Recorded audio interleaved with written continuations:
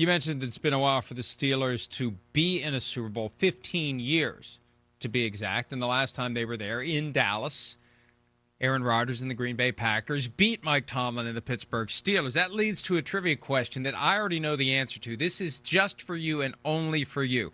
Aaron Rodgers becomes the second quarterback in NFL history to start for a head coach he beat in a Super Bowl. Who was the first quarterback to be the starter for a coach he beat in a Super Bowl? Can we go to commercial break? Can we do that? Can we do that? Is that allowed? Because I got to think about this. It says I not know. breaking for the answer. Oh, damn. I know. Right here. I mean, because it's not like breaking one where it's for like, the answer. I know this. I got to think about it a little bit, and I don't want to choke right now, okay? So I'm trying to go through this. Let's go to commercial break. We went a few minutes long in this segment. Let's come back. Okay. Wow. Chris taking over like Aaron Rodgers. We're relying on his 20 years of broadcasting experience. Check. All right. We'll take a break, even though it says right here, not breaking for the answer with two exclamation since when points. have you listened to that crap? The hell with you. Only go to when break. it suits my interests. We'll be back with more right after this. When we took our break, Chris was mulling over today's trivia question that is for him and only for him. Aaron Rodgers becomes the second quarterback to be the starting quarterback for a head coach that he beat in a Super Bowl. Who was the first? Are you any closer after the last 2 I give minutes? up. I throw the damn white towel. Damn, here's the white towel. I give up. Okay. It's killing me. It's killing me. Do you want to phone a friend? Do you want to do that? Remember the old Millionaire show you had? Right. 50-50. What were the other lifelines? It was 50-50, ask the audience, and phone a friend. Do you want to phone a friend? No, thank you. Do you want to phone a family member? Nope, I don't. Do you want to phone your dad? Oh my gosh, that is crazy. I'm not even joking you. I went through. You're funny. I'm going like what? First off, I don't know if any of my family members are watching right now, other than Aunt Wendy.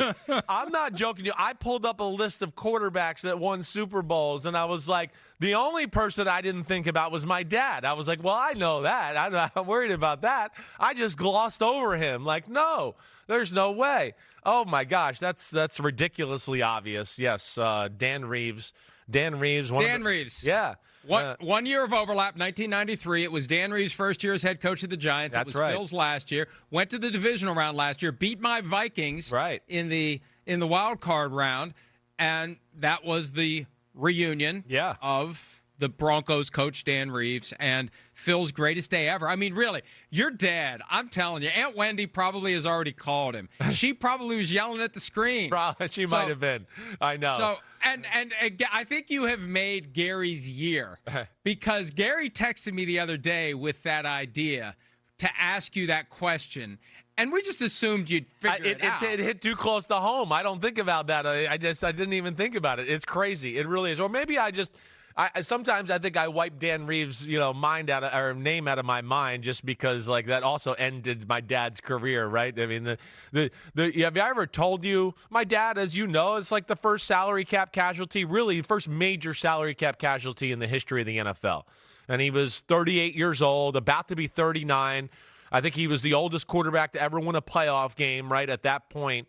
So, like, it was like, oh, wow, Phil, the starting quarterback that's this old doing that. I mean, that's all it was the last year. So they were scared, but he played good. But I'll still remember the day he got released and cut and all that. My dad, and he'll still tell you the story, he used to play golf with Dan Reeves. They would go to the same country club. They played a lot. So Dan one day just kind of tells him, is like, hey, come up to the office. And my dad's walking up there, and he's going, well, I think he's just about to show me his new clubs and the grip he's got on it and all that. And all of a sudden, when he got in through the door, Dan was like, hey, Phil, sit down, and got serious. And he knew, like, right then, he was like, uh-oh, I think they're about to cut me right there. So maybe that's why I've washed him out of my memory a little bit there.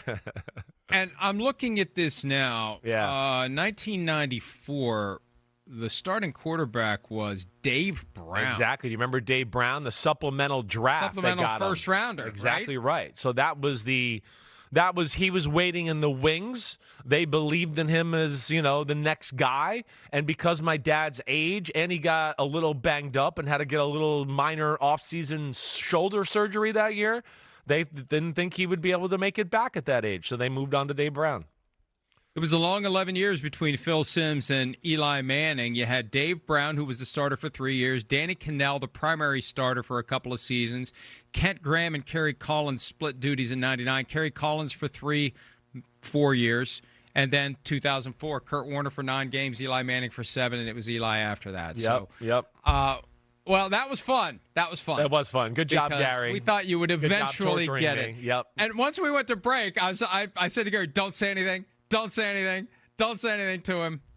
So, yes, the opportunity is there for the reunion. It's the reality. Aaron Rodgers and Mike Tomlin, just like Dan Reeves and Phil Simms, some 31, 32 now years ago. Hi, it's Mike Florio. Thanks for watching PFT on YouTube. Hit subscribe for the latest news and analysis from Pro Football Talk.